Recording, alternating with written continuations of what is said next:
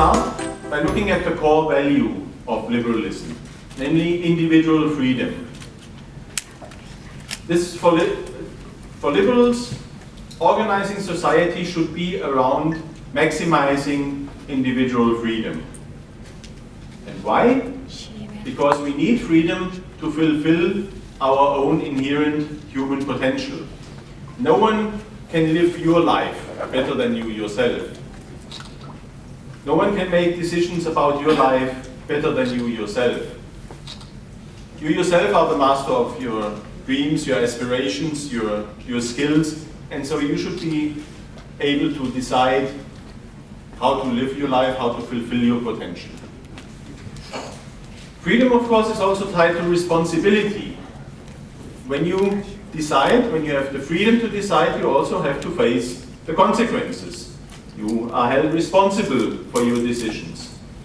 And of course, we have responsibilities that will shape our decisions, responsibilities towards our family, our friends, our community. But these responsibilities can only be fully taken care of if we are freely deciding to take them on and not through coercion. And this is something that is basically demanded also in all great religions, that a real moral life and a real moral act is only one that is undertaken freely. If an act is not undertaken freely, then it doesn't have merit. Then it doesn't have moral, ethical merit. Only an act that you do out of your own free will has ethical and moral merit. This is true for all great religions. I believe it's especially true for Buddhism, where the whole concept of Buddhism is a call to the individual for right thinking, right understanding, right speaking, right action. It's always directed at an individual, and it's always a challenge. You have to decide, and you have to work on yourself. There's no one else who can tell you to do that. So this is something that you find in most religions, that they ask you to make a decision for yourself, and that decision can only be a real decision if it's undertaken freely.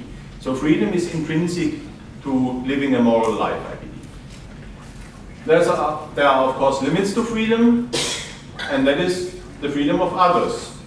If you make decisions, they affect others, and you might harm their freedom to act. So these are the limitations, the constraints, and as a society we have to decide how do we negotiate, how do we eliminate these mutual constraints. Let me now also talk about liberalism and equality, because equality is another great value that is especially beloved by the left. Liberalism also believes in equality, in that all individuals are seen as having intrinsic worth and therefore also intrinsic rights, what we call human rights. But it basically says each person, each human has an intrinsic worth, is worthy of respect, has a right to life, or as it's expressed in the American Declaration of Independence, a right to life, liberty, and the pursuit of happiness. But liberals do not believe in equality of outcomes. There should be room for differences, for different effort, for different talents, for different interests.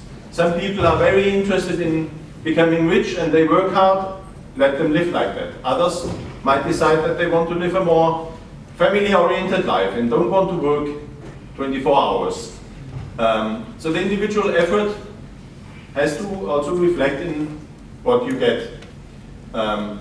There might be a need for a basic redistribution, for a basic safety net, but there also needs to be room for incentive that people who work hard, who make an effort, who take risks, who put maybe their savings at risk, who start a business, that they also get rewarded. So there's not going to be an equality of outcomes. Outcomes will be different. Opportunities should be equal, outcomes will be by necessity unequal.